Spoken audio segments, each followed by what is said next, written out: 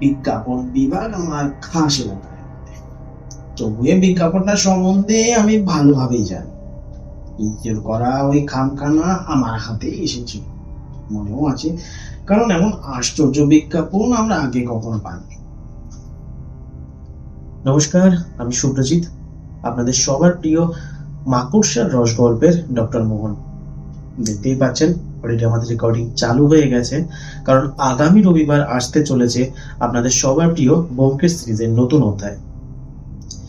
আর সেই গল্পে আমি আছি না, সেটা না হয় এখন নাই বললাম। সেটা জানতে হলে আপনাদের ফলো রাখতে হবে আমাদের ইউটিউব চ্যানেলে। আর যারা আমাদের ইউটিউব চ্যানেলে নতুন তারা অবশ্যই সাবস্ক্রাইব করবেন।